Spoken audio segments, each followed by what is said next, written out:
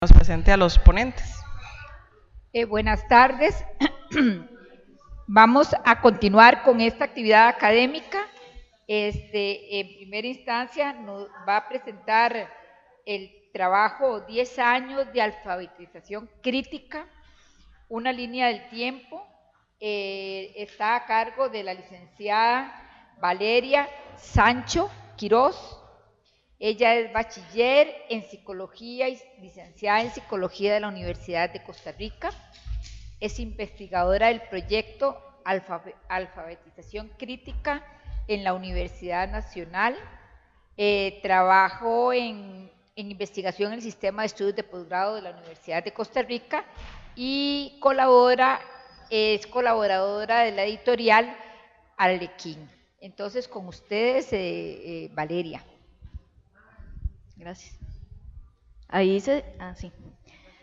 Bueno, nada más una aclaración, para ser sincera, bueno, yo me acabo de incorporar al proyecto Alfabetización Crítica en agosto y a mí básicamente lo que me pidieron fue que hablara de lo que hace Alfabetización Crítica, pero entonces no me sentía mucho con la propiedad de decir qué es lo que hace el proyecto. Y lo que propuse fue hablar un poco como más bien de lo que ha hecho y así también indagar yo, bueno, en lo que se había hecho en este proyecto en el que yo me vengo incorporando. Entonces, bueno, además cambié el nombre de la ponencia, ahora se llama así, aún quedan posiciones por defender, un recuento del camino recorrido por el proyecto Alfabetización Crítica.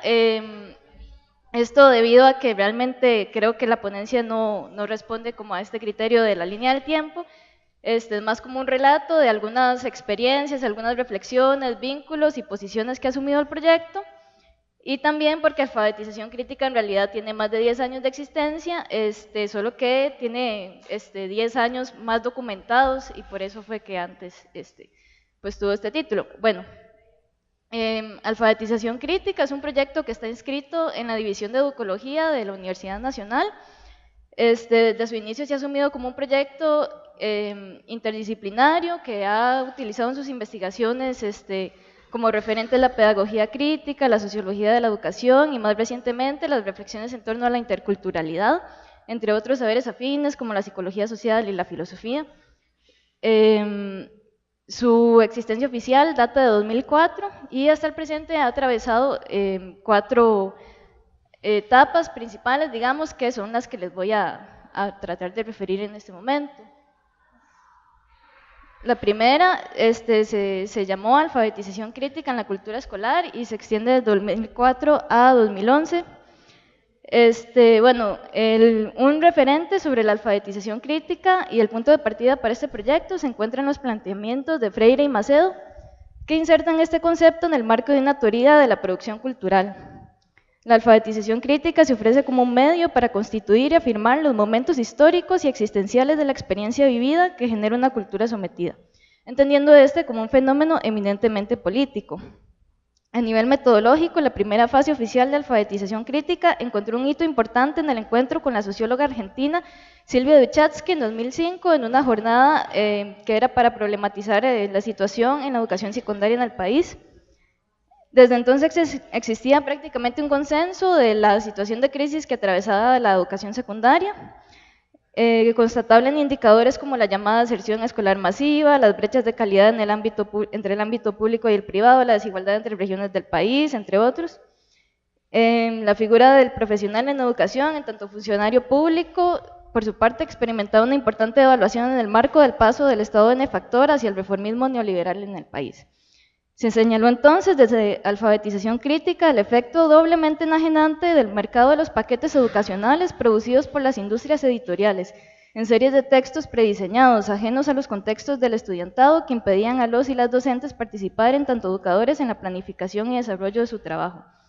Asimismo, se identificó la intención de fragmentar y separar, presente a lo largo de todo el currículo nacional, que saboteaba los intentos de reunión y agrupación entre colegas. La posición de Duchatsky era que la complejidad del momento histórico para el ámbito educativo ameritaba un estudio desprovisto de esquemas preformados, es decir, una inserción directa en las aulas. Entonces el equipo lo que asumió fue una inmersión profunda en las aulas de distintos colegios de este país, con el objetivo de conocer las dinámicas y resistencias que podían ayudar a explicar este fenómeno de lo que se llamó la deserción escolar masiva, que después va a llegar a ser también problematizado como concepto por el equipo. Se hicieron observaciones en las aulas del Liceo de Heredia, Liceo José Joaquín Vargas Calvo en San José, Liceo Humanista de la Universidad Nacional, desarrollando una visión desde adentro. Lo que se constató de manera reiterada fue el desagrado, el dolor, el rechazo de los estudiantes en las aulas y hacia la institución educativa, su claro rechazo al autoritarismo en las relaciones docente-estudiante, así como la insistente demanda de reconocimiento de su condición de sujetos. En cuanto a los docentes, se les descubrió ejerciendo una función de censores que impedían que se hicieran preguntas y forzaban a los estudiantes a elegir entre el mutismo o la repetición de respuestas prescriptas. Las observaciones revelaron que solo el 3% de las participaciones en clase eran por parte de estudiantes y que sus conocimientos previos eran ignorados por completo en el transcurso de las mismas. Partiendo con Freire de que en la verticalidad no hay conocimiento, el equipo concibió este proceso como un producto de un verdadero plan de desmontaje de las capacidades cognitivas del estudiantado. Frente a una visión patologizante de las dificultades de aprendizaje y las malas conductas basado en la distinción de desempeños diferenciales, Alfabetización Crítica posicionó las irrupciones de los y las estudiantes como reacciones sanas de oposición al aplanamiento y al deterioro de sí. Se asumió la urgencia de revitalizar la cultura política en la educación secundaria, buscando incidir en dos grandes áreas que serían las condiciones curriculares para el pensamiento crítico y la participación de los y las estudiantes de secundaria en la vida política del país. La estrategia consistía en identificar las formas de resistencia presentes en las culturas escolares, proyectando la construcción de un modelo pedagógico que movilizara estas formas de resistencia hacia una participación política consciente y reflexiva. Más que resistencias, lo que se encontraron fueron resistencias concretas y emergentes, como debates éticos y políticos, vestimenta desafiante hacia el reglamento, reuniones de grupos o bandas con intereses comunes, pintar paredes, etc., además de la desobediencia directa. Para el año 2010, el proyecto da cuenta de más de 90 historias de estudiantes abiertamente declarados en contra del excesivo control sobre sus cuerpos, destacando la existencia de un abuso constante de la autoridad. Entre los testimonios recogidos se encontraban quejas como la de Jonás, de 8º año, que llevaba 4 años en el colegio, quien señalaba que el colegio no sirve para nada, que no ha aprendido nada para la vida y que todo lo que le enseñan no funciona, nada le dicen de cómo vivir afuera, en esa selva que se come a todos.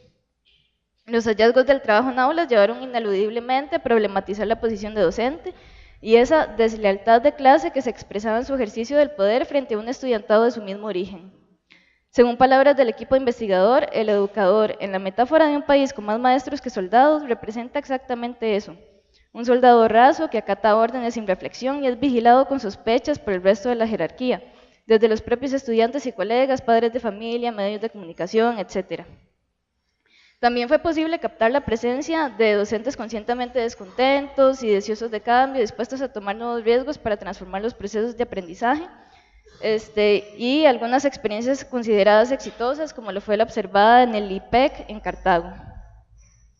En este contexto, a través de talleres con docentes y publicaciones, el equipo de alfabetización crítica reivindicó la importancia de reconocer, apreciar y cultivar las emociones en el aula, retomando la concepción vygotskiana de la imaginación, entendida como la relación entre emoción e inteligencia y ubicándola como una acción que trasciende los límites de la psiquis individual.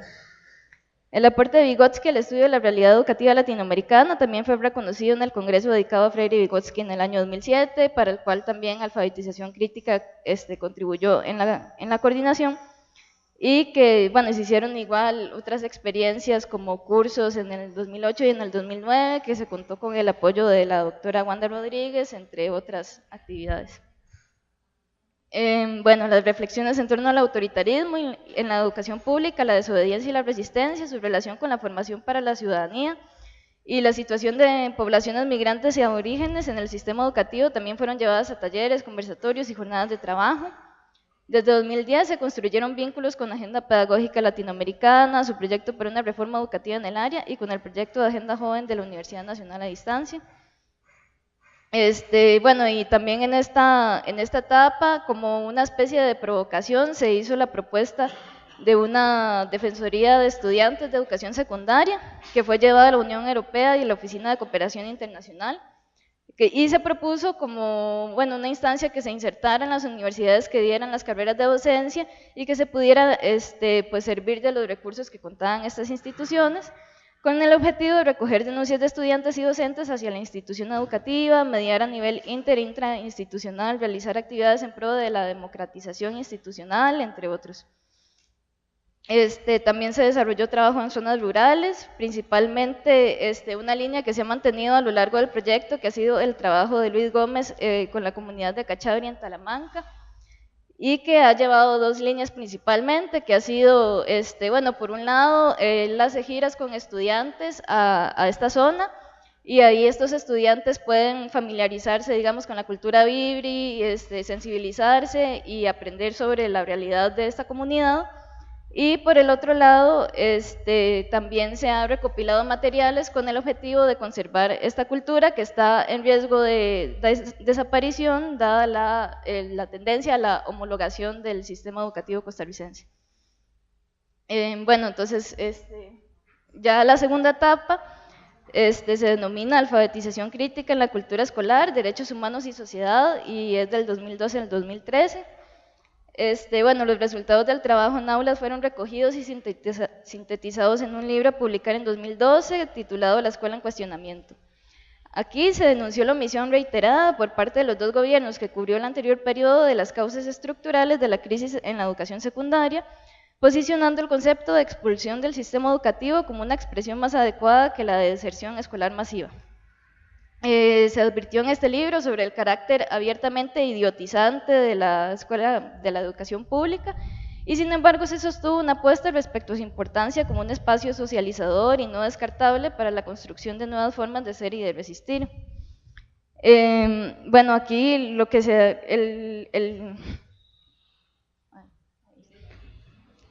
No, tranquila, gracias. Bueno, lo que se asumió como el sur de esta fase fue la construcción de diálogos y vínculos con la docencia en la extensión desde la investigación-acción participativa, buscando soluciones conjuntas en pro del respeto de los derechos humanos entendidos en un sentido amplio. Nuevamente se partió con Freire de que todas las herramientas necesarias para la edificación de una nueva escuela están basadas en la comprensión de su origen como escuela para la dominación y el control. Desde esta perspectiva se llevó a cabo un proceso de diagnóstico participativo con docentes en los liceos de Heredia, Coralillo y Nocturno León 13, además del diseño de cursos, talleres y conferencias. Un frente de lucha durante esta fase fue la educación universitaria, progresivamente inmersa en un culto a la mercantilización, la ranquización, la formación por competencias, la preocupación por la evaluación de la calidad fueron leídas como lógicas colonizadoras del conocimiento. Todas estas tendencias que orientan hacia la formación de un sujeto técnicamente capacitado e intercambiable. Frente a este proceso, alfabetización crítica abogó por la creación de criterios internos de relevancia, cooperación y puesta en práctica para leer lo que suponen los imperativos de la acreditación. Siguiendo esta línea, se atendió con preocupación al discurso gubernamental en torno a los objetivos de la educación, concebida como una forma de capacitar laboralmente, sobre todo a sectores vulnerables, de acuerdo con las demandas del mercado. Se denunció esta dinámica de doble vínculo donde se culpabiliza a los y las jóvenes excluidos del sistema de su propia exclusión, mientras que por otro lado se les exige una inserción cada vez más temprana a las dinámicas de reproducción capitalista. Y bueno, esta tendencia se vio reflejada en la metáfora de la deserción, que equipara al estudiantado expulsado del sistema educativo a soldados que le dan la espalda a la patria, y el uso del nombre despreciativo de los ninis empleado en informes del Estado de la Educación para hacer referencia a quienes tendrían derecho a estar en el colegio, pero no están allí y tampoco están en el sistema, tampoco trabajan, pues. Se abordó el tema del sonado bullying, ubicándolo como un discurso codificante del poder, simplificador de fenómenos asociados a la violencia estructural y escolar. El autoritarismo y sus formas de ser legitimados se propusieron en este contexto como parte de un problema fundamental en el abordaje de los derechos humanos en el sistema educativo. Además, inicia en esta fase una reflexión sobre la interculturalidad, entendida como una apuesta política por la diversidad. El acceso diferencial a la educación, la normalización del otro a través del currículo, se ubican como factores que atentan contra la diversidad en el sistema educativo. La falta de cobertura, así como la carencia de una oferta educativa de calidad y pertinente que estuviera adaptada al contexto de los y las niñas y jóvenes Vibri, Destacó como una de las omisiones más ruidosas por parte del MEP y los informes del estado de la educación. Se concluyó que si bien la escuela tradicional se declara discursivamente intercultural, este no soporta el verdadero otro, cuando surgen las diferencias las considera un problema a superar y considera que quien no quiera ser civilizado no es sujeto de educación. Bueno, igual durante esta fase se continúan generando productos audiovisuales sobre la educación indígena Bibri, tales como relatos, explicaciones sobre profesiones, testimonios sobre experiencias de resistencia, como lo fue con la resistencia al proyecto de represa hidroeléctrica, plantas medicinales y entrevistas sobre la cultura en general. Tercera fase, alfabetización crítica, pedagogías críticas del educativo, los medios y las redes sociales del 2014-2015. El énfasis en esta fase estuvo puesto en las temáticas educativas abordadas por medios de comunicación y las representaciones e imaginarios que se movilizan en este sentido. Se apeló a una descolonización de la psicología del desarrollo y a su interpretación del campo vital, teniendo en cuenta que, que esta encuentra en la razón de Estado y en su relación con el mercado y el capitalismo el espacio donde se generan estos imaginarios sobre el desarrollo. Además en esta fase, a través del estudio documental de textos del Ministerio de Educación Pública, se revela que para el caso costarricense no atendemos a una privatización de la educación en el sentido tradicional de la palabra, y que al contrario lo que sucede es que el sector empresarial se está beneficiando de una mayor inversión en la oferta, sobre todo técnica. Entonces los nuevos colegios técnicos profesionales que empezaron a operar bajo el modelo de educación basado en las normas de competencias, reflejan este aprovechamiento por parte de la clase empresarial de los recursos públicos.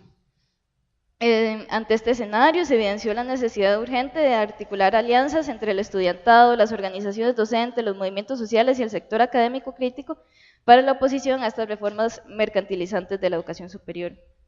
En este periodo, además, nace la Red de Epistemologías del Sur, un proyecto derivado de alfabetización crítica que trabaja sobre todo los temas de ruralidad, migración y en relación con lo educativo, y que fue construido con académicos del Instituto de Estudios Sociales en Población, el Centro de Estudios Generales y la Escuela de Filosofía. Y bueno, la cuarta etapa, que se titula Alfabetización crítica, desigualdades, educabilidad y metodologías participativas de investigación, que es pues la etapa en la que estamos en este momento. Bueno, la preocupación principal del equipo en este momento gira alrededor de las dinámicas de naturalización, de la lógica de acumulación y construcción de desigualdades en la región centroamericana, que como ustedes sabrán es la región más desigual del mundo, y el correlato socioeducativo de estas lógicas. Siguiendo a Aquero, se problematizan los umbrales de educabilidad como presunciones en torno a las formas de inclusión, exclusión y relaciones de poder en los dispositivos institucionales asociados al educativo. Y bueno, en este sentido se ha problematizado la mediatización del discurso sobre la educación dual, que ha adquirido mucha importancia en este momento porque se supone que es como la respuesta al fracaso de la educación tradicional en el país. Como ya escribía Mauricio, esto tiene que ver con una formación que se mueve hacia las empresas, digamos, entre colegio y empresa progresivamente.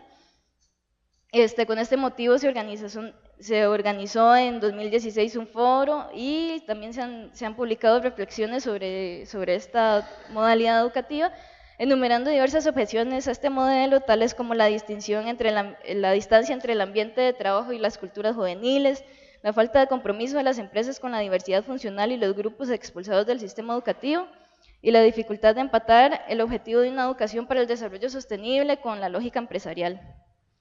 Se da en esta fase además la publicación de un libro sobre el legado de Vygotsky, la investigación en América Latina, recopilado por Mauricio D'Antoni junto con Wanda Rodríguez y Victoria González. Y los ejes de desigualdades y educabilidad también se han puesto en diálogo con la elaboración de metodologías participativas en el trabajo intercultural, desarrollando talleres que problematizan la investigación acción participativa, la pedagogía crítica y la educación intercultural indígena. También se han recuperado durante este periodo relatos de Aguapas en Talamanca, que se quieren reproducir en el formato Vibri y que es una forma también de conservar pues la cultura Vibri, porque se está pensando en publicarlos, pero en Vibri, digamos, no en español. Y esto también es una decisión que se negoció pues con la gente de la comunidad. Y bueno, nada, me voy a detener aquí para hacer, de acuerdo con la tradición de alfabetización crítica, una conclusión inconclusa, expresando que la apuesta de este proyecto se ha sostenido hasta el momento sobre esa futuridad esperanzadora propuesta por Freire para la educación, misma que se opone a la razón pragmática y el fatalismo neoliberales. Esta es una futuridad que se funda en el sueño y que debe ser hecha a cada momento a partir de una relación insumisa con la historia. Gracias.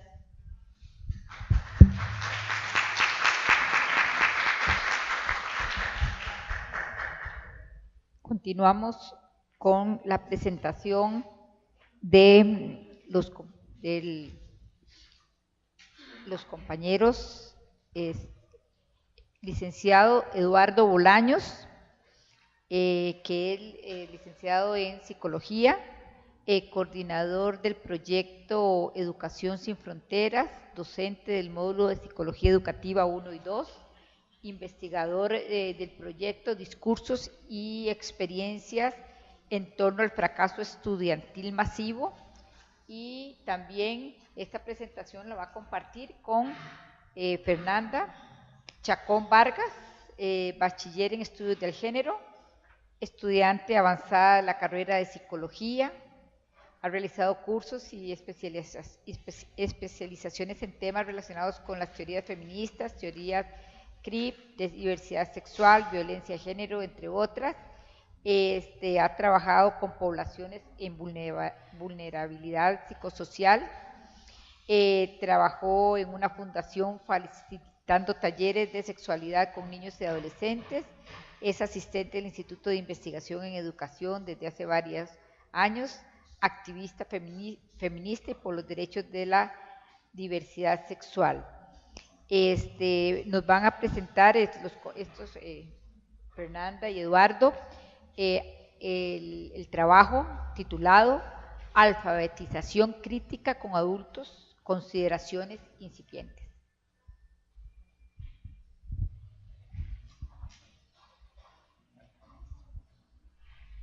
Bueno, buenas tardes, todo un gusto estar aquí y agradecer mucho a las personas coordinadoras de este encuentro, ¿verdad?, que cada vez se hace más necesario. Bueno, como el título dice, puede haber una pequeña confusión o mejor dicho una omisión, porque lo que nosotros vamos a presentar es un proceso de alfabetización desde una perspectiva de alfabetización crítica. Entonces, tiene los dos componentes, pero sí le vamos a hablar de la alfabetización como tal. Contarles que, bueno, que eso es un proyecto que nace del trabajo comunal universitario que yo coordino. Eso es un proyecto de acción social que coordino en la Universidad de Costa Rica.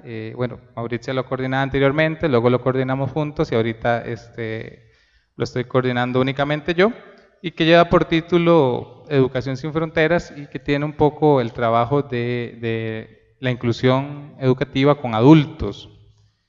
Entonces, bueno, Fernanda es una estudiante que dichosamente matriculó el proyecto, y entonces ella les va a comentar un proceso un poco que ella ha ido llevando, y yo voy a comentar otro proceso en dos comunidades diferentes.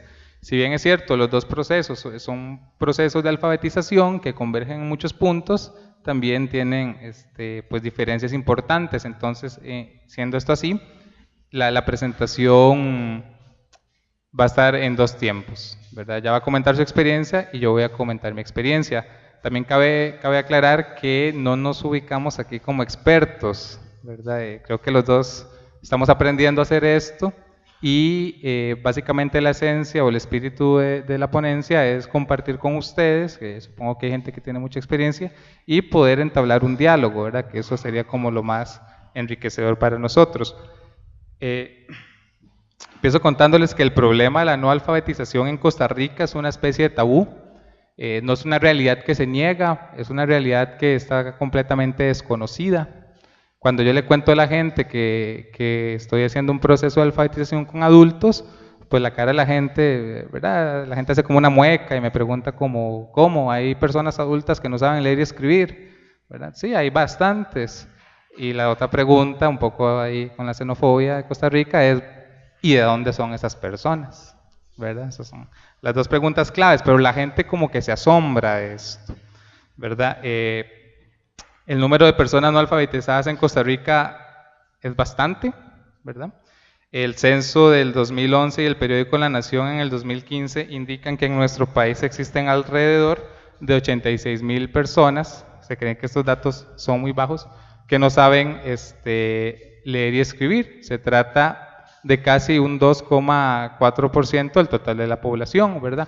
Esto obviamente, si se compara con algunos índices de nuestros países cercanos de la región, puede resultar un poco bajo, ¿verdad?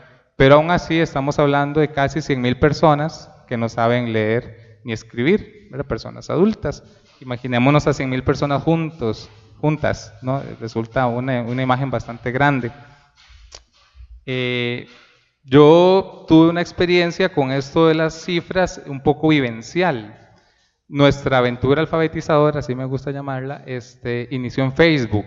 ¿Por qué? Porque nosotros, bueno, el proceso mío, digamos, que es diferente al de Fer, nosotros lo hacemos en el puro centro de San José. No está anclado a una comunidad, sino que está en la mal llamada zona roja.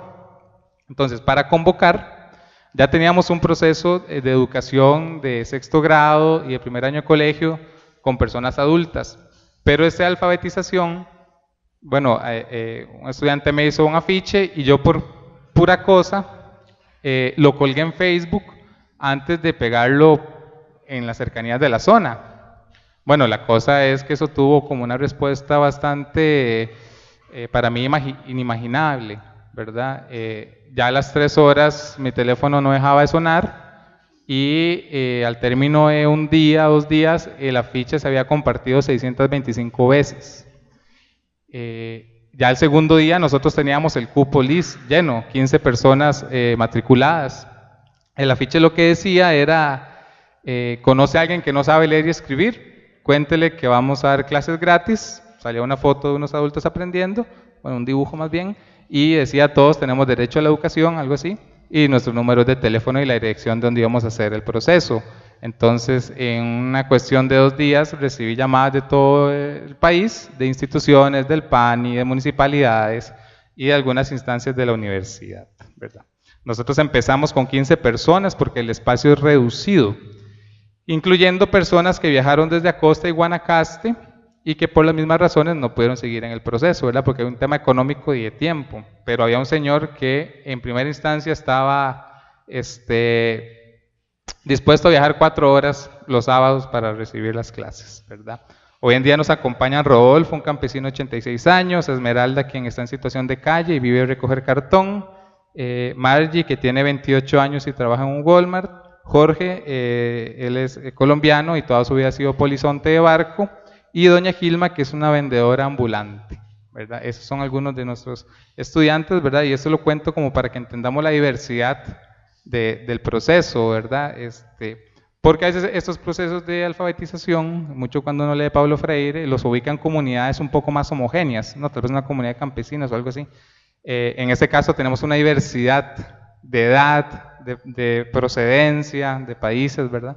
El género era como la característica más estable porque la mayoría son mujeres. El inicio estuvo marcado por la incertidumbre porque en Costa Rica hay pocas referencias de cómo hacer esto, ¿verdad? Nosotros pues nos seguimos leyendo a Pablo Freire, que igual tampoco hay como que hay mucho sobre eso, ¿verdad? En términos de la metodología, ¿verdad? Y más de la esencia, de lo político, ¿verdad? Pero no tanto de la metodología. Y en Costa Rica, por lo menos no hay sistematizaciones, o yo no encontré. Sí pude hablar con Laura Paniagua, una socióloga que ha hecho muchos procesos, y con Oscar Jara, de Alforja. Pero básicamente teníamos 3 ideas claras. La primera es que lo más importante iba a ser lo vincular, es decir, qué tipo de experiencia íbamos a formar ahí. O sea que la cuestión técnica era lo segundo, creo que ahora Wanda habló un poco de esto. La técnica era lo segundo, mientras y tanto pudiéramos crear un grupo, ¿verdad? Alguna gente me pregunta, más de toda educación, ¿y es silábico o fonético? Y yo no sabía muy bien qué contestar, ¿verdad? Como que lo básico no era eso. Lo segundo es que no queríamos reproducir ningún formato escolar, ¿verdad? Que cuando a veces hacen estos proyectos se intenta reproducir el modelo de la escuela y nosotros fue lo contrario, queríamos alejarnos de ese modelo, ¿verdad? En su esencia. Incluso, bueno, tenemos varios profesores, bueno, varias características que luego puedo comentarles. Y lo tercero es que lo íbamos a hacer desde la educación popular, ¿verdad? Eso era lo que queríamos tener claro, que era un proceso de educación popular, no un proceso educativo como tal, o como tradicionalmente se entiende, por lo menos. Y muy claro una frase que Mario Flores, un psicólogo que trabaja mucho esto, una vez en un taller dijo, y es que el facilitador se encarga de hacer las cosas fáciles. Entonces, eso era como una orientación que teníamos. Entonces, básicamente esas eran las tres ideas que teníamos. Bueno, nos tiramos al agua, hoy llevamos 27 clases ininterrumpidas, empezamos en mayo, y bueno, quería contarles que, bueno, que la esencia es desde Paulo Freire claramente, pero que hay unas cuestiones vigotskianas que nos han guiado un poco en cómo hacer este proceso, más allá de un manual, y primero es entender el lenguaje como una entrada a la cultura, ¿verdad? Y entender, tratar de entender nosotros el contexto en el cual viven estas personas, ¿verdad? Abrirnos a esas nuevas experiencias que traen las personas. Y también, por ejemplo, el concepto de andamiaje nos era muy útil, digamos, cómo pensar ese acompañamiento. Entonces no lo pensamos en términos de transmisión, sino en términos de un acompañamiento que es empático, ¿verdad? Porque creemos que la educación con adultos, principalmente con adultos que están en un proceso de lectoescritura, es un reto porque lo que vamos notando es que las personas tienden a adjudicarse ese fracaso escolar, por llamarlo de alguna forma. Se sienten culpables de no haber aprendido, de no haber seguido en la escuela, y eso es una carga que pesan. Entonces, todo el tema de los afectos, ¿verdad?, estaba atravesado en el proceso. También teníamos muy claro el tema de la zona de desarrollo próximo, es decir, cualquier avance importaba, no importaba qué tan lento, qué tan rápido iba aprendiendo una persona, ¿verdad? Si tenía 3 semanas y apenas estaba reconociendo algunas sílabas, bueno, por ahí va, ¿verdad? Como no tratar de presionar a las personas. Y al ser un grupo tan diverso, encontramos que los avances eran diversos. Por lo tanto, no podíamos seguir un modelo homogenizante, ¿verdad?, donde todos tienen que ir aprendiendo lo mismo en el mismo momento. Se nos era imposible. Bueno, hay más cosas que por razones de tiempo no voy a poder seguir leyendo, pero sí quiero como que reflexionen qué creen ustedes para una persona, qué implicaciones tiene no saber leer y escribir, ¿verdad? Más allá de lo instrumental, de cómo agarro el bus, de cómo uso el celular, de voy a un supermercado y me pierdo las ofertas, porque eso es lo que nos decían, no sé cuándo hay ofertas, no sé cuándo hay promociones, pero también tiene que ver con lo simbólico, ¿no? Con entrar a la cultura, al lenguaje, y es muy interesante, por lo menos creo que Fer también lo va a hablar, el cambio subjetivo que vemos de una persona que empieza a encontrar la realidad de otra forma. Nosotros, pues, lo que hemos ido descubriendo es o sea, como que leer y escribir integra a la persona en otros niveles de abstracción, ¿verdad?, de culturalización, y que eso tiene un cambio subjetivo profundo, ¿verdad?, y que es muy interesante de ver, ¿verdad?, que creo que por eso también Paulo Freire le dio tanta importancia a esto de la concientización a través de la alfabetización, ¿verdad?, porque creemos que es un cambio bastante fuerte. Y bueno, también creemos que esto puede ser porque lo hemos hecho a través de talleres, a través de contenidos que ellos conocen, a través de sus experiencias. Entonces, era un poco lo que quería compartirles, más en el término de que podamos dialogar. Y le paso el micrófono a Fer.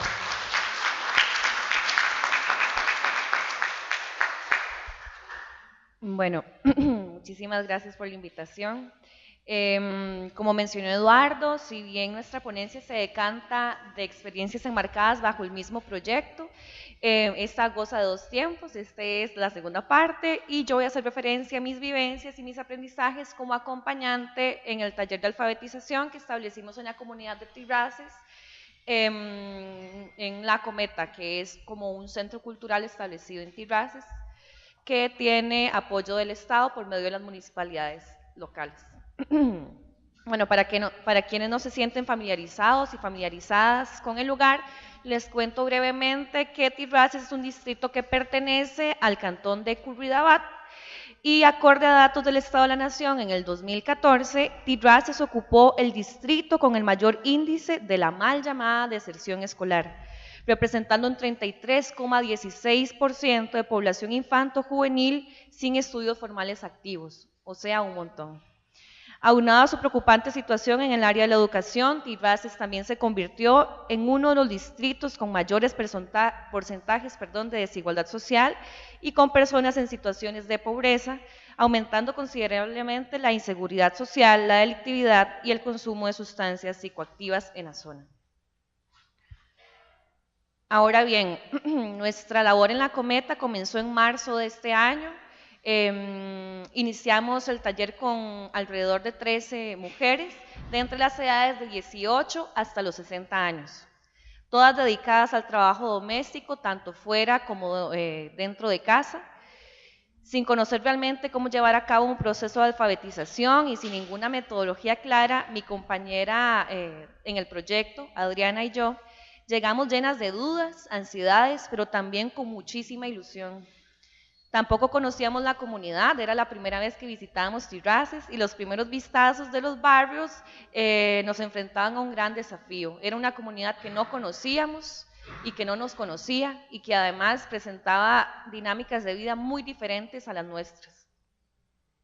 El proceso de alfabetización sin duda también lo fue para nosotras. ¿Cómo enseñarle a alguien algo sin hacer uso de las herramientas básicas de todo proceso pedagógico como lo son la lectura y la escritura? Nos preguntábamos nosotras, ¿cómo hacemos? ¿Cómo podíamos pasar de lo abstracto a lo concreto sin aburrir terriblemente a 13 señoras con edades que en algunos casos hasta nos doblaban? Algo que teníamos claro definitivamente es que no queríamos repetir los métodos utilizados en las escuelas y que queríamos evitar a toda costa la infantilización.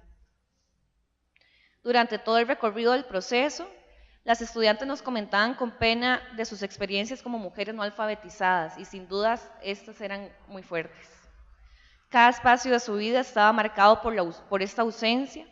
Sin embargo, ellas habían creado sus formas para arreglarse dentro de una ciudad excluyente y discriminatoria.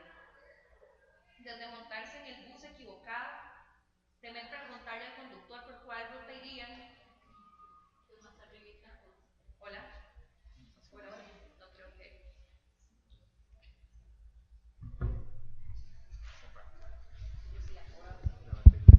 Ahora sí. Ok. Durante todo el recorrido del proceso, las estudiantes nos comentaban con pena de sus experiencias como mujeres no alfabetizadas. Cada espacio de su vida estaba marcado por esta ausencia. Sin embargo, habían creado sus formas para arreglárselas dentro de una ciudad excluyente y discriminatoria. Desde montarse en el bus equivocado, temer preguntarle al conductor por cuál ruta iban y bajarse en un lugar completamente desconocido sin más dinero en la bolsa para poder transportarse hasta su casa, ir al supermercado y no poder distinguir entre una cosa u otra y además conocer sus precios, hasta el aislamiento total por no poder leer y escribir mensajes en su celular, en las redes sociales, eso que parece tan común para nosotros. Algo de lo narrado expresaba vergüenza, angustia, pero sobre todo culpa. Nuestra formación dentro de una psicología más cercana a lo social y a lo educativo desde una perspectiva crítica nos permitió sospechar que habían dinámicas dentro de los talleres que no podíamos ni queríamos dejar pasar, como la poca regularidad en la asistencia de las estudiantes, llegadas tardías, la poca energía y concentración, venir acompañadas siempre de sus hijos o hijas, así como miradas llenas de dolor, eran indicadores de que había algo que dificultaba el proceso y necesitábamos conocer qué era para repensar el taller. Primeramente pensábamos que era algo de nuestras metodologías, como que algo estaba fallando, pero requeríamos como que ellas nos comentaran un poco qué era de eso que les estaba aburriendo tanto de nuestra metodología que estábamos aportando o que estábamos haciendo mal. Promoviendo espacios de diálogos horizontales, Adriana y yo indagamos sobre la opinión de las mujeres acerca de nuestras metodologías y todas las estudiantes apuntaban que se sentían a gusto. Entonces, ¿qué era? No entendíamos qué les desanimaba. Parecía que había algo que se nos escapaba de vista.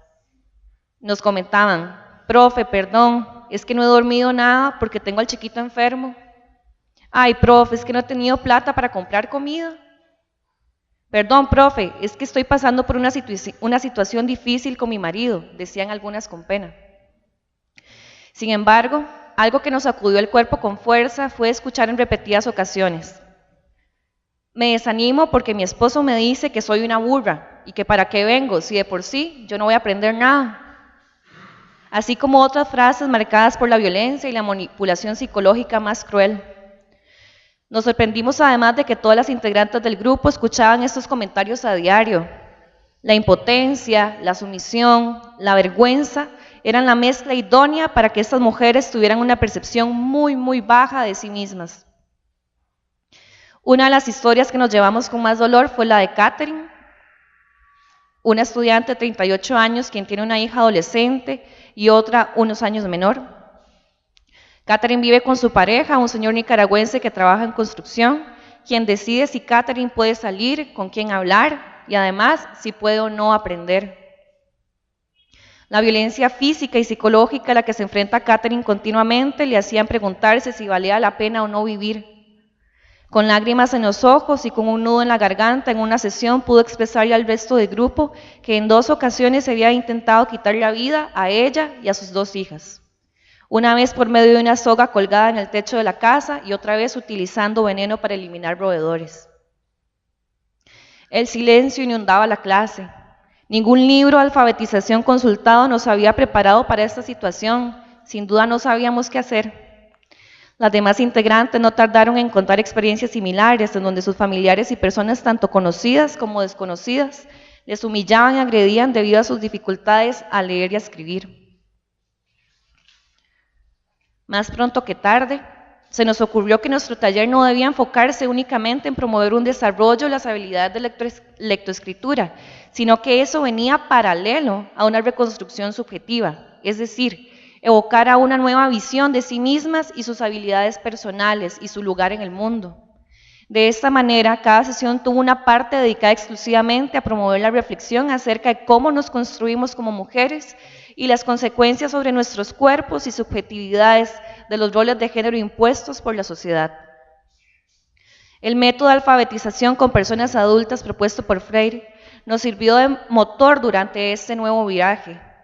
Si el proceso llevado a cabo con estas mujeres no tenía como fin principal su liberación y su empoderamiento, no tenía sentido hacerles aprender cómo escribir letras en conjunto. Eso era lo de menos. Como bien apuntó Freire, para la clase dominada el aprendizaje significa una verdadera conquista. Conquista en 2 sentidos: de sí mismas, de sus propios logros como individuos, y conquista hacia el sistema político, económico y las imposiciones sobre sus vidas. Bueno, quisiera tener la oportunidad de contarles lo que sucedió en medio, que fueron muchísimas cosas, pero por motivos de tiempo me voy a referir a lo que considero algunos logros incipientes de este proceso. De aproximadamente 3 estudiantes, el día de hoy, hace como media hora, por eso llegué un poquito tarde, finalizamos el recorrido de 8, casi 9 meses, de 3 estudiantes, hoy 5 poderosas y victoriosas mujeres saben leer y escribir, pero además se han dado la oportunidad de cuestionarse su lugar en el mundo y eso es lo que consideramos más valioso. Esperanza, como bien lo dice su nombre, está comenzando un curso de computación y tiene como meta conseguir un trabajo como secretaria, algo que nunca en su vida se había planteado antes. María por fin podrá leer los documentos que le llegan al juzgado por la denuncia legal que interpuso hacia uno de sus familiares por violencia doméstica. Carmen ya no se equivocará más de bus, ojalá, además de que podrá leer sobre sus derechos como trabajadora doméstica, que también fue algo que nos consultó durante el año. Una de ellas se propuso como trabajo final una canción y se los juro que esta canción me resultó como la más poética y hermosa que haya leído, porque Marta fue de esas personas, de esas estudiantes que llegaron con la voz apagada y cabizbaja y hoy se graduó como una mujer fuerte y sensible que tiene la posibilidad de cuestionarse sobre el dolor humano, algo que tampoco para ellas era una posibilidad. y la canción de Marta habla sobre la desigualdad. Como bien mencioné anteriormente, la alfabetización también fue un proceso para nosotras, porque sin duda, sin la ayuda de todas estas mujeres, no podríamos haber desarrollado pedagogías desde la fuerza, desde el empoderamiento, pero sobre todo desde el amor. Ahora, como algunas conclusiones generales, tanto Eduardo y yo coincidimos con varios aspectos. La alfabetización desde una perspectiva crítica se trata de un acompañamiento psicoeducativo. Más que ocupar un lugar del saber y tener el objetivo de que las personas aprendan el alfabeto, nuestra posición dentro de ambas experiencias nos hizo reflexionar que las personas con las cuales trabajamos se construyen a partir de las violencias que habitan, por lo que nuestra labor debe ir más allá para poder darle lugar al dolor. Las experiencias de dolor de cada integrante son su principal obstáculo, pero también su principal motivo para desarrollar las habilidades de lectoescritura. Es deber del acompañante o facilitador el guiarle para construir conocimiento de ese mismo lugar. La pasión por el aprendizaje, la paciencia y el afecto son los ingredientes más necesarios en el proceso de alfabetización. Es imposible enseñar y aprender si no hay amor de por medio, si no hay interés honesto por las personas con las cuales trabajamos. Sus narrativas de vida son tan importantes como sus destrezas académicas. El interesarse por estas situaciones y brindar herramientas para superar los desafíos de la vida es lo único que puede permitir hacer de la educación una verdadera conquista. Gracias.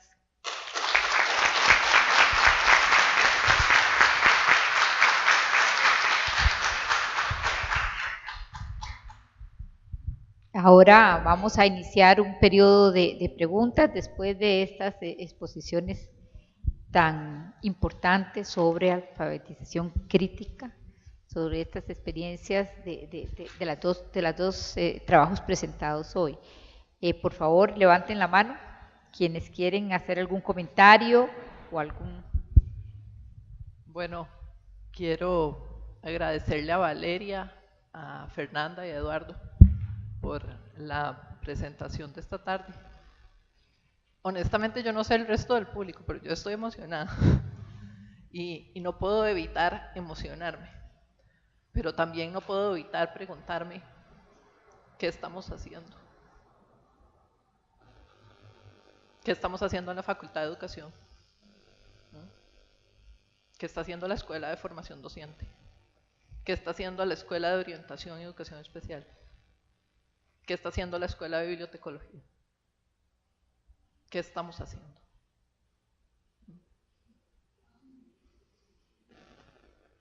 Y me hago esa pregunta porque antes Victoria hablaba del currículo, Mauricia hablaba de los módulos de psicoeducativa. Y ustedes han llegado ahí por intuición. Y han construido y han creado un saber. Pero la universidad no se los está dando. Y realmente, a mí, como profesora de la Facultad de Educación, como directora del doctorado, me parece peligroso, me parece triste. Perdón, soy yo.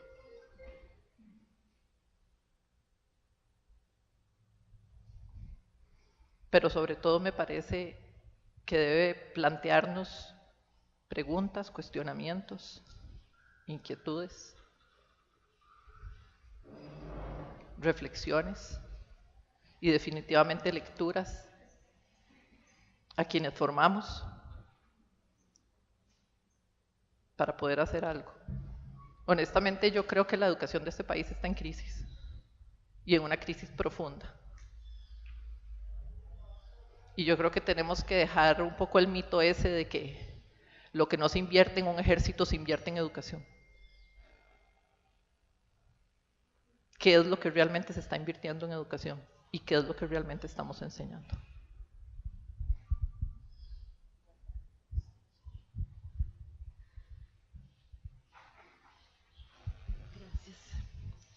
Gracias. Pienso que ustedes tres son una belleza, gracias por existir. Y enganchándome con lo que decía Mónica ahora, También pienso que la situación es bastante catastrófica y también pienso que la academia, llámese UNED, llámese Universidad Nacional, llámese Universidad de Costa Rica, tendría de verdad que sentarse a producir algo específico que responda al tema de la alfabetización, que responda al tema del hecho de que un número enorme de niños y niñas no están aprendiendo a leer y escribir y un número enorme de personas adolescentes no entienden lo que leen. Entonces, he tocado puertas, pero por ahora estas puertas no se han abierto porque creo que hay que posicionar un programa que tenga que ver con alfabetización desde la universidad, porque no podemos dejar el Ministerio de Educación Pública ahí solo a tratar de responder a esta situación, creo. Mi pregunta es para Eduardo y Fernanda. Bueno, hemos visto últimamente que en el último estado de la educación la alfabetización ha perdido como 3 puntos porcentuales, se muestra en la investigación. Quería saber qué opinión les merece a usted desde su vivencia el tema, el mito de Costa Rica alfabetizada casi al 100%.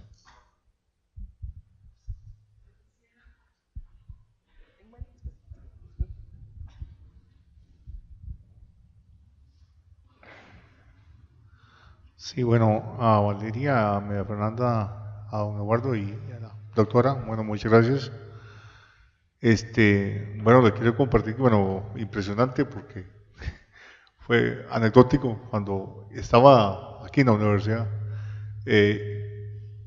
tuve la iniciativa de hacer el trabajo de graduación, la tesis allá en Tirraces, allá estuve. Interesante, se estaba formando aquí la parte, muchos años hace, se puede imaginar, ¿verdad? Y me egresé de aquí la U. En el área de sociología, pero también soy educador de formación. Les quiero contar, bueno, increíble, ¿verdad? Hago también las palabras de la directora de orientación, la compañera que está por acá, que habló. Nosotros estamos con las señoras y señores de educación especial en Alajuela, compañera mía Cinia ahora que tuvo que marchar y este servidor, y nos tomamos con lo mismo, exactamente así calcado, más que están con los chicos especiales, ¿verdad? O sea, interesante, una dinámica muy interesante en ese sentido, y son mamás de chicos especiales. Yo he tenido de hace 2 años o 3 el asunto de acercarme a un programa de alfabetización en esos términos. Se los digo aquí honestamente, o sea, sin exagerar, aquí, calcado, de acercarme allá. Me está dando a mí una visión de cómo entrarle, y les agradezco, porque eso me está dando como una luz, ver cómo le llego, porque resulta que nos llegan, y no solamente mamás extranjeras, no, ticas, cero, y qué tirada, ¿cómo hacemos aquí cuando tienen que darle el medicamento o algo así? Porque es la realidad que estamos viviendo de los muchachos, que hay que llevarlos a las citas, que los medicamentos son mamás de muchachos con una discapacidad, con una situación X, ¿verdad? Entonces, les agradezco mucho esa luz en el camino. Muchas gracias. Bueno, yo quiero también agradecer la oportunidad. Yo siento inspiración en la presentación que hicieron y me surgió escribir algo, sobre todo después de escucharte, María Fernanda. Entonces, los voy a compartir. Dice: alfabetizar críticamente no solo para aprender más palabras, sino para adquirir voz.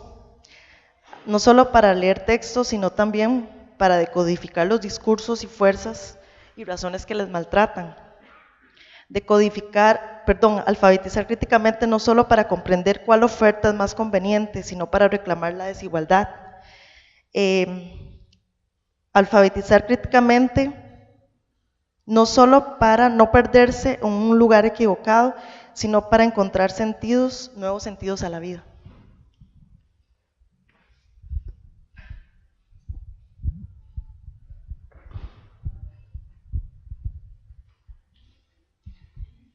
Buenas tardes.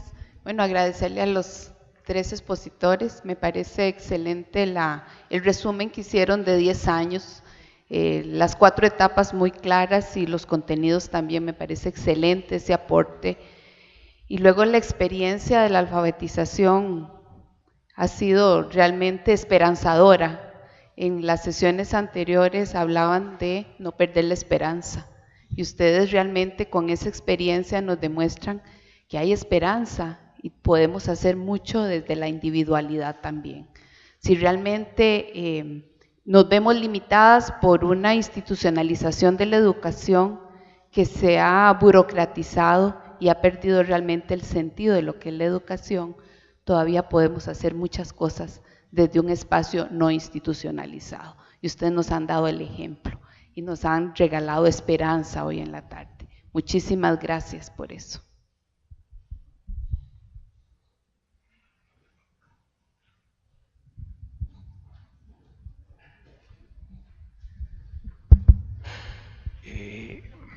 Primero felicitarlo por la intervención. Realmente Fernanda y el colega, ¿cómo se llama?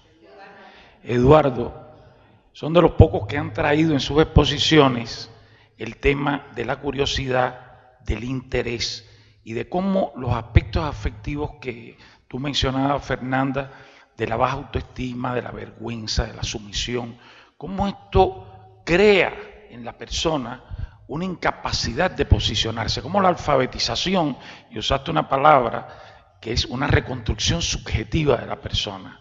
O sea, la persona, y muchas de las intervenciones aquí han ido en esa dirección, no es codificar, descodificar, aprender a leer, escribir, no, es un acto de ciudadanía, es un acto de integración, un acto de respeto a sí mismas.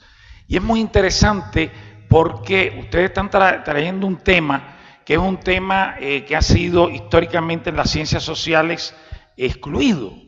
Y yo lo llamaría que construyeran un poco más de eso, la subjetividad humana. O sea, somos seres subjetivos, no somos seres cognitivos. Para pensar hay que sentir, quien no siente no piensa. Y a la vez hay que estar implicado en la relación, en el vínculo con el otro y estar en un lugar. Porque muchos de los problemas de los estudiantes de la escuela que no aprenden es que no tienen un espacio social en la escuela, lo que la profesora Teresita trajo en la mañana, la mirada del maestro y cómo el estudiante, desde el lugar en que está socialmente, siente eso, porque eso es una producción de nosotros, eso no está en la mirada del profesor, pero nosotros somos sujetos activos y esa condición a veces para bien y a veces para alienarnos. Entonces, les pido, estas son las cosas que es importante. Freire no avanza en esta cuestión. Vygotsky no avanza en esta cuestión. Y Martín Baró tampoco, porque no era el objetivo de él.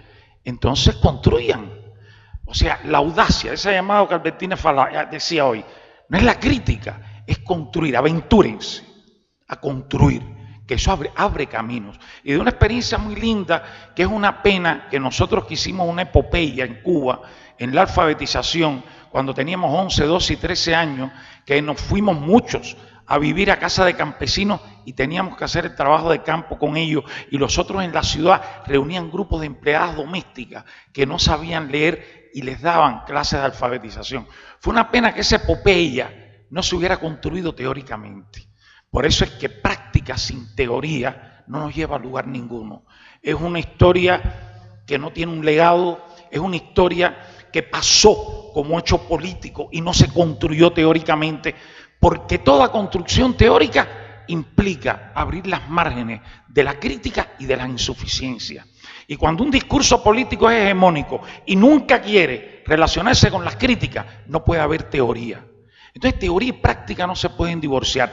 Y me ha llamado la atención, como la profesora Mónica dijo, ustedes han construido teoría intuitivamente por las demandas de la práctica. Realmente felicidades, pero los quiero invitar a que sigan pensando y a lo mejor los quiero invitar a que dialoguemos, porque la subjetividad es el camino que yo he abierto dentro del campo histórico-cultural, que era un concepto vetado por el marxismo mecanicista. Gracias. Bueno, muy buenas tardes. Felicitaciones a y el expositor de esta tarde. Yo creo que el tema está completamente presente y por dicha ya no podemos decir que resulta ser invisibilizado, pero este mito se ha venido rompiendo hace pocos años acerca de nuestros índices de alfabetización. Nosotras en nuestras investigaciones en comunidades, en aulas, nos hemos encontrado ya barreras muy cercanas de mamás y de papás que no saben leer ni escribir, y el peso que esto tiene sobre la formación de sus chicos en el centro escolar.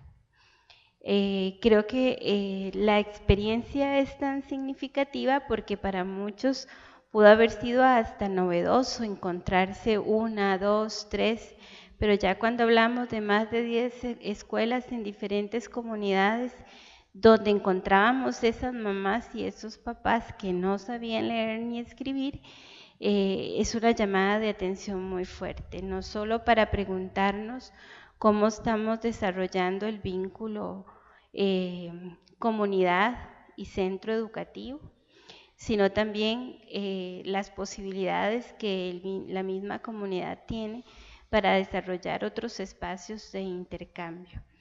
Y me pareció muy valioso de toda su exposición rescatar cómo la escucha, la voz y el diálogo ha estado presente en este acompañamiento. Y lo asocié con una experiencia personal por 10 años también que compartí con trabajadoras sexuales en la zona roja de San José y en Limón, y tenía esa situación, ¿verdad? Y uno de los aspectos que más me preocupaban es que no sabían leer ni escribir. Y desde TCU, que creo que es una experiencia muy potenciadora de la Universidad de Costa Rica, teníamos que inventar qué hacer para acercarnos a esas mujeres que tenían unas historias difíciles de vida, pero además tenían deseo de aprender a escribir y leer por todo lo que habían sufrido. Y no sé si lo que Fernanda decía era parte de lo que ellas comentaban, ¿verdad? Desde su maltrato, la estigmatización, la vergüenza también que tenían, ¿verdad? La mayoría de estas mujeres son también madres y jefas de hogar, frente a la comunidad y frente a sus propios hijos por no poderlos ayudar. Entonces creo que el tema de género sigue estando muy fuertemente marcado. Y por eso me encanta que con el trabajo que realizan pueden ayudar a invisibilizar, a dejar de invisibilizar a esta población. Y este mito, ¿verdad?, de que ser un país alfabetizado desde una mirada cuantitativa no tiene sentido, ¿verdad? Porque desde el derecho a la educación y desde una perspectiva histórica, político-cultural, no podemos permitir que por un 2% alguien esté contento en este país, que hay escuelas por todo lado, porque no saben leer y escribir. Yo creo que ha sido muy oportuna esta mesa al cierre y coincido con lo que se ha comentado, que es la oportunidad de la esperanza a la que todas y todos apostamos. Hoy en la mañana conversaba con una colega que ser educador o educadora significa no ser una persona triste. No podemos ser tristes y no podemos tampoco no tener esperanza. Y eso me lo han reforzado ustedes tres con su trabajo. Gracias.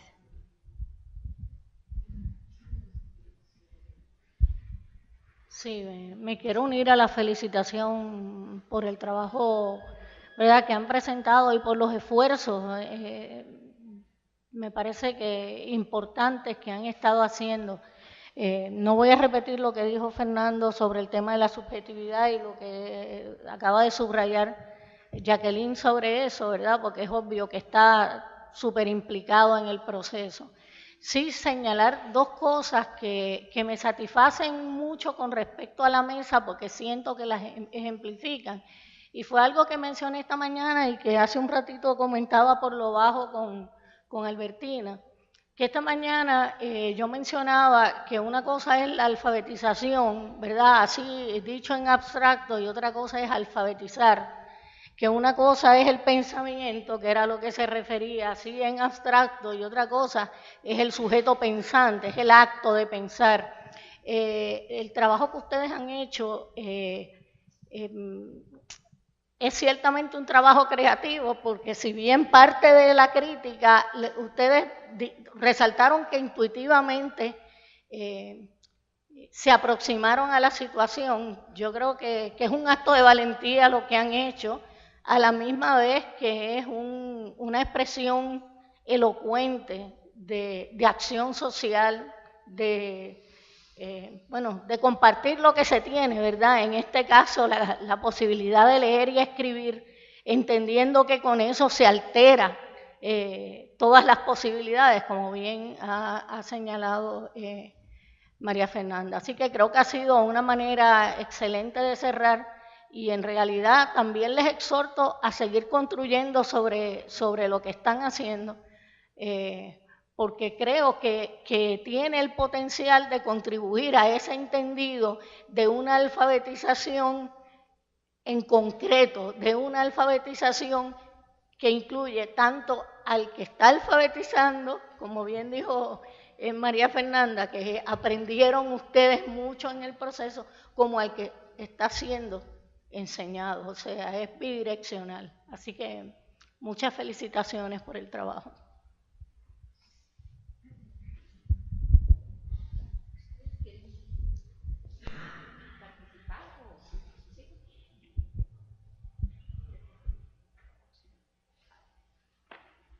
Bueno, gracias. La verdad creo que al hacer esto como lo hicimos, con esa intuición, estos miedos, esa incertidumbre, como que de repente también es muy gratificante toda esta retroalimentación que ustedes están haciendo, porque no habíamos encontrado espacios para hablar y compartir, ¿verdad? Entonces realmente resulta muy pertinente, para nosotros súper enriquecedor, que un poco esa era la idea.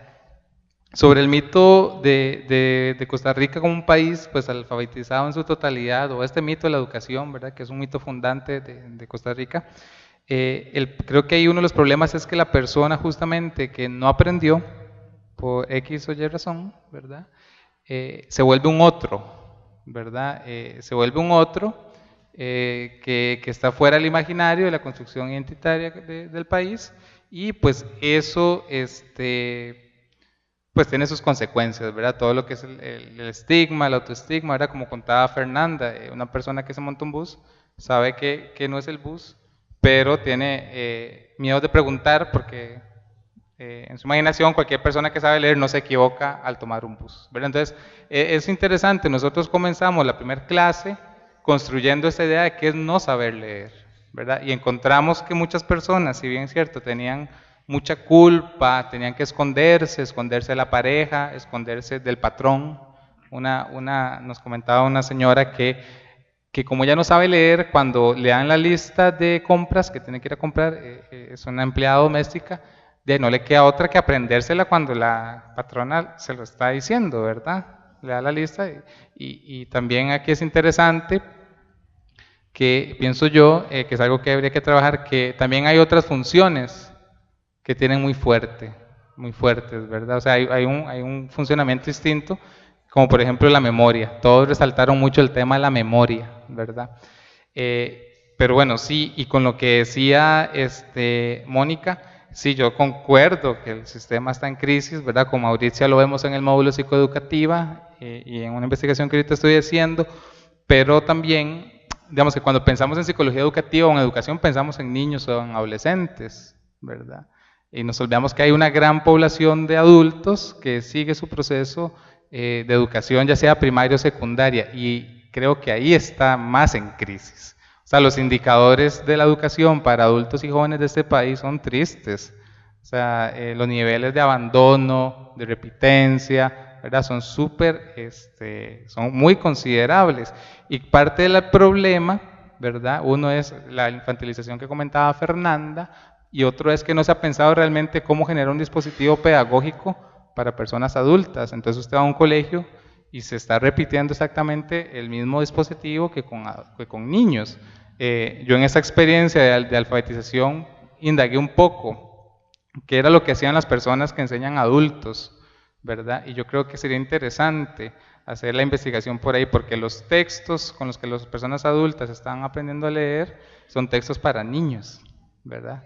Y todo el dispositivo en sí, ¿verdad? Ahí un poco se salvan los INDEAS, pero sí es una realidad problemática. Esta es la educación con adultos, los índices son terribles. Imaginémonos que ni siquiera hay una formación específica, ¿verdad? No hay personas que se formen para ser docentes de adultos, yo creo que eso es una omisión. Y lo otro es que ni siquiera hay infraestructura, ¿no? Los colegios nocturnos están en un colegio diurno, pero ahí como en la periferia, como marginalizados totalmente. Claro, sí, totalmente divididos, segregados, no pueden usar todas las instalaciones. Para mí es una cosa triste y desde el TCU hemos hecho varias cosas. Y un poco también creo que el reto aquí con lo que hablaba el señor que comentó es que hay una idea en educación que es la de ligar esta cuestión de la pobreza y la exclusión social con un déficit sociocultural que las personas traerían, ¿verdad? Básicamente es esta idea de que a las personas en situación de pobreza les cuesta aprender, ¿verdad? O tendrían mayores dificultades. Yo creo que eso es una relación bastante compleja que, bueno, por lo menos Ricardo Aquero ha ido problematizando, entre otros, y que yo creo que habríamos que darle cabeza, ¿verdad? Porque creo que desde ahí parten muchas acciones educativas y que para mí, digamos, el abandono, el fracaso escolar masivo de poblaciones en situación de pobreza tiene que ver con el formato escolar, no con las capacidades de aprendizaje de las personas que provienen de esos sectores. Entonces creo que habría que generar ahí, pensar en los procesos de alfabetización con adultos de fijo. Estoy seguro que van a salir situaciones como las que comenta Fernanda o como las que nos han comentado a nosotros, ¿verdad? Entonces habría que pensar realmente cómo se hace. Y pues sí, agradecer los comentarios y creo que sí, el tema que explorar es el tema de la subjetividad, ¿verdad? Porque es como que vemos que las personas no son las mismas, ¿verdad? Hay como algo que se mueve, algo que se transforma, ¿verdad? Y pues sería interesante seguir explorando, ¿verdad? Y generar estos procesos, porque el otro año seguimos con más procesos, pensándolo desde ahí, ¿verdad? Desde ese movimiento. Y no, pues muchas gracias, yo totalmente agradecido por los comentarios.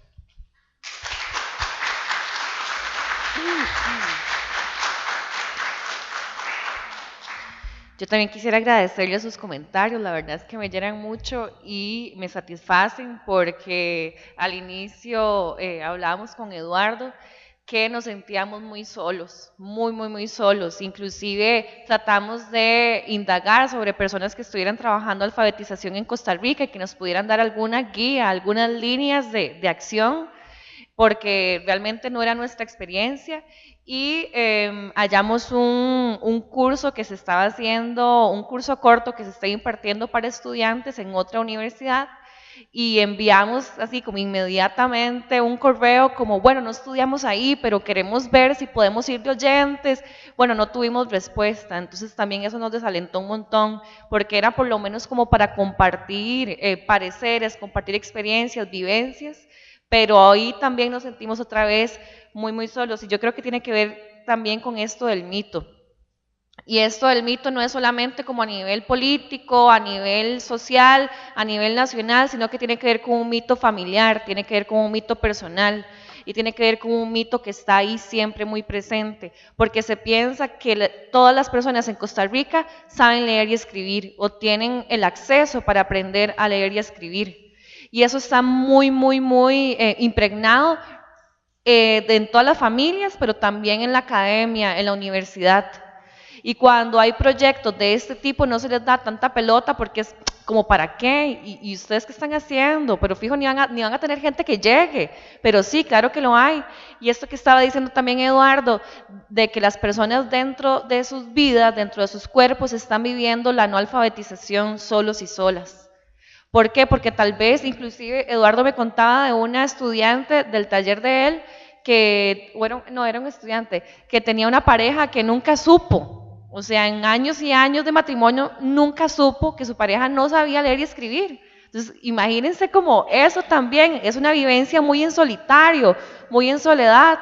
Entonces para nosotros hoy es como que nos llena mucho el corazón saber como que hay otras personas y desde otras latitudes también se viene pensando, se viene reflexionando sobre el tema y se viene cuestionando qué es lo que está sucediendo. Y yo creo que en Costa Rica nos hace mucha falta poder hacer una visibilización de la problemática y hacer una denuncia más política de esto está sucediendo, ¿qué vas a hacer, Estado? Pero no solamente el Estado, yo creo que ahí también tiene que haber una organización de parte de la ciudadanía, y no solamente con este tipo de proyectos que vienen de la academia hacia las comunidades, sino las mismas comunidades, cómo agenciamos o brindamos ciertas herramientas para que las comunidades agencien sus potencialidades y puedan organizarse, ¿verdad? Yo me pregunto eso.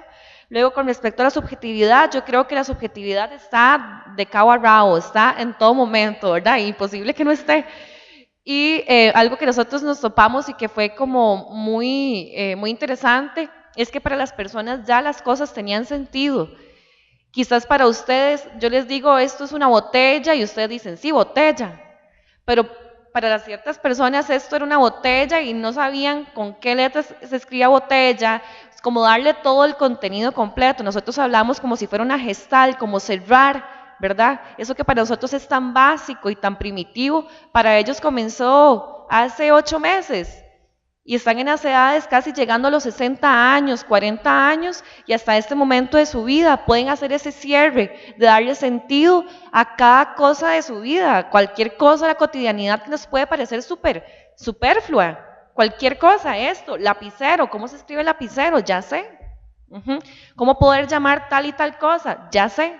¿Verdad? ¿Cómo distinguir palabras del español al inglés? También ya sé, porque eso era algo que tampoco estaba, algo que a nosotros nos puede parecer simplísimo.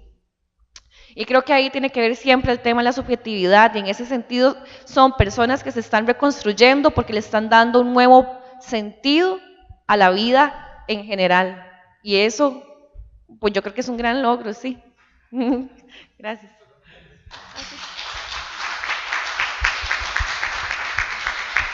Yo nada más quería decir que en esta búsqueda, sí, ahora que don Fernando habló de Cuba, bueno, claramente Cuba y Nicaragua son los referentes, ¿verdad?, en un proceso de alfabetización masivo y que sabemos que hay métodos, pero nunca los encontramos. Bueno, en Cuba está el método Sí Puedo, Yo Sí Puedo, ¿verdad?, que es un poco más moderno, que dicen que resulta, ¿verdad?, como método, pero no tenemos forma de acceder a ellos, entonces estamos construyendo nuestro propio método, ¿verdad? Entonces ahí estamos buscando todavía.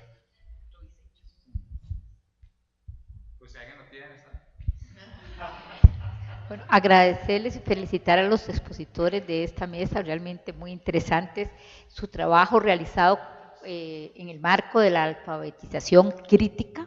Sabemos que es conociendo, escuchando a la gente, conociendo sus diversas realidades, que logramos que tenga sentido su vida, tenga sentido ese aprendizaje, y desde ahí, pues me parece que las experiencias de ustedes han sido maravillosas. Y que fortalecen a estas personas, sus subjetividades. Quería, a una pregunta que hicieron, ustedes me dijeron que querían interlocutores. Desde la Facultad de Educación, yo sé que trabajan este tipo de proyectos, la licenciatura en Administración en contextos no formales. Por ejemplo, la señora Adilia Solís, sí, ellos lo trabajan desde la Facultad de Educación.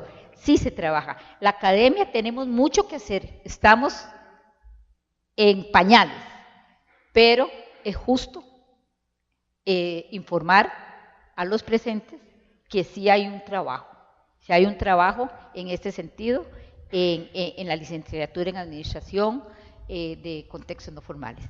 Y les agradezco mucho al público por toda su participación, interés en esta actividad. A ustedes, muchachos, hay que seguir trabajando, hay que seguir luchando por la equidad, por la inclusión y porque todos los seres humanos, ciudadanos y ciudadanos de este país tengan los mismos derechos y puedan crecer como personas y seres humanos. Y muchas gracias a todos por estar aquí. Les vamos a entregar su certificado a Eduardo de participación en esta actividad.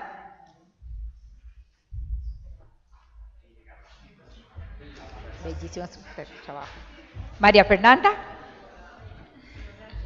y Valeria. Muchas gracias, los esperamos mañana. Mañana a las 8. Mañana a las 8:30 y muchas gracias por la jornada de hoy.